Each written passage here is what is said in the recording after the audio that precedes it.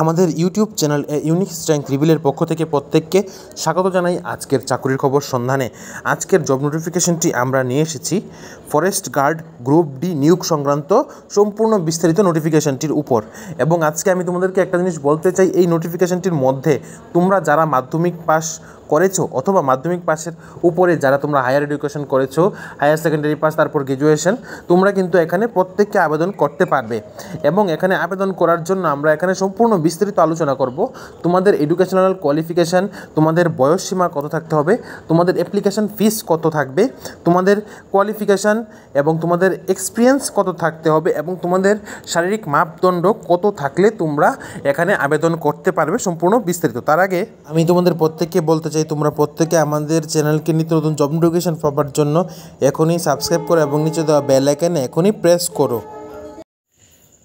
আজকের এই forest guard নিয়োগ সংক্রান্ত বিজ্ঞপ্তিতে আমি আবারও বলে রাখছি, আপনাদের আবেদন করার লাস্ট ডেট হচ্ছে 30 এপ্রিল 2025 এবং তোমাদের কিন্তু এডুকেশনাল কোয়ালিফিকেশান থাকতে হবে অন্তত পক্ষে মাধ্যমিক পাস। তোমরা যদি মাধ্যমিক পাস হও তাহলেই কিন্তু তোমরা এখানে আবেদন করতে পারবে। এবং এজ লিমিট থাকছে 18 বছর থেকে 24 বছর বয়স পর্যন্ত, এবং তা কিন্তু ক্যালকুলেট করা হবে 30 এপ্রিল 2025, ঠিক আছে? এবং তা কিন্তু ক্যালকুলেট করা হবে 30 এপ্রিল 2025 অনুসারে, ঠিক আছে? এখন আমি আরেকটু তোমাদের কাছে বিস্তারিত বলে রাখছি, তোমাদের কিন্তু তোমরা যেই স্টেট থেকে হোক না কেন, তোমরা কিন্তু এখানে নলেজ অফ লোকাল ল্যাঙ্গুয়েজেস, ঠিক আছে, তোমাদের কিন্তু বাংলা ল্যাঙ্গুয়েজের উপর তোমাদের দক্ষতা থাকতে হবে। এবং তোমাদের এখানে আরও কয়েকটা জিনিস আমি তোমাদের বলে রাখছি, তোমরা এখানে যারাই আছো সিকিমের অন্তর্গত, তোমাদের কিন্তু সিকিমের ডকুমেন্ট থাকতে হবে। এবং তোমরা যারা এমপ্লয়ি আছো তোমাদের কিন্তু নো অবজেকশন সার্টিফিকেট থাকতে হবে। তোমরা যদি এক চাকরি থেকে অন্য চাকরিতে জয়েন করো, তোমরা প্রত্যেকেই জানো নো অবজেকশন সার্টিফিকেট প্রয়োজন, তাহলে কিন্তু তার জন্য কিন্তু তোমাদের নো অবজেকশন সার্টিফিকেট কিন্তু অবশ্যই প্রয়োজন। এবং তোমাদের কাস্ট ক্যাটাগরি সার্টিফিকেট থাকতে হবে, ঠিক আছে? তোমাদের ম্যারিটাল স্ট্যাটাস সার্টিফিকেট থাকতে হবে ফিমেল ক্যান্ডিডেটদের জন্যে। তোমরা যদি ম্যারিড হও তাহলে কিন্তু তোমাদের ম্যারিড সার্টিফিকেট থাকতে হবে। এবং তোমাদের অন্যান্য ভ্যালিড অরিজিনাল ডকুমেন্টও কিন্তু প্রয়োজন তোমাদের যখন ভাইভা ইন্টারভিউ হবে অথবা তোমাদের যখন ডকুমেন্ট ভেরিফিকেশন হবে।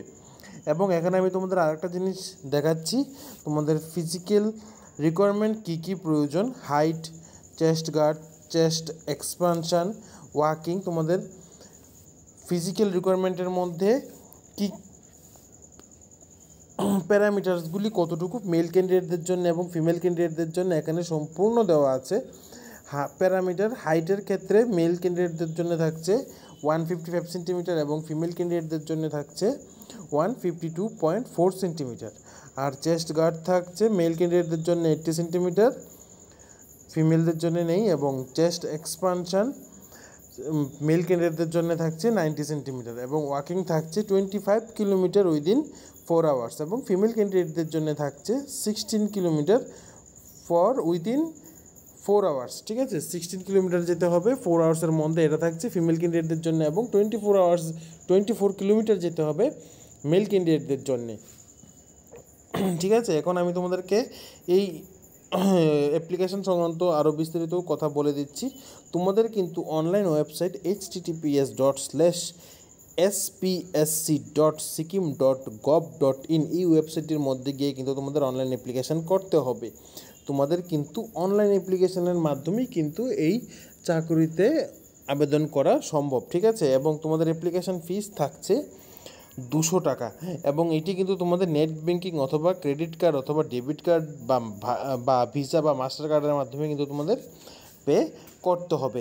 এবং তোমাদের অ্যাডমিট কার্ড ডাউনলোড হয়ে আসবে তোমাদের এই অনলাইন ওয়েবসাইটের মাধ্যমে, ঠিক আছে? তোমাদের কিন্তু অ্যাডমিট কার্ড অনলাইন ওয়েবসাইট থেকে কিন্তু ডাউনলোড করতে হবে। এবং তোমরা যারাই রিটেন টেস্ট অথবা তোমাদের ফিজিক্যাল যে প্যারামিটার্সগুলি আছে ওইগুলিতে সিলেক্ট হওয়ার পর তোমাদের কিন্তু অবশ্যই photo identity proof, Aadhaar card, voter ID card, licence, driving licence along with valid admit cards, এগুলি কিন্তু তোমাদের সঙ্গে করে নিয়ে আসতে হবে ডকুমেন্ট ভেরিফিকেশনের সময়।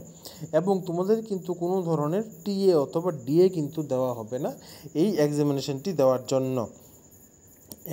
এখন আমি তোমাদের কাছে আরেকটি জিনিস তুলে ধরছি।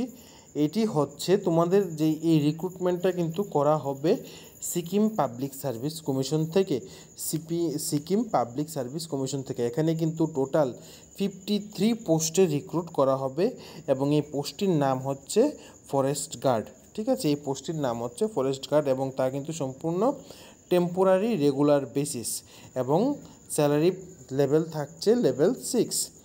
এবং তোমাদের এই 53 পোস্টের মধ্যে এখানে আমি ক্যাটাগরি ওয়াইজ পোস্টগুলি ডিভাইড করে তারা দিয়ে রেখেছে। ডিস্ট্রিবিউশন অফ ভ্যাকেন্সিস এখানে দেওয়া আছে, তোমরা ভালো করে ভিডিওটা পজ করে দেখে নাও।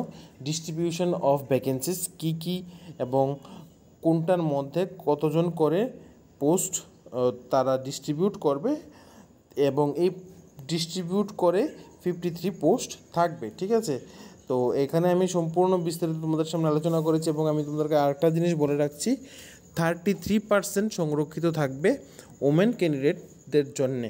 ঠিক আছে, 33% সংরক্ষিত থাকবে ওমেন ক্যান্ডিডেটদের জন্য এবং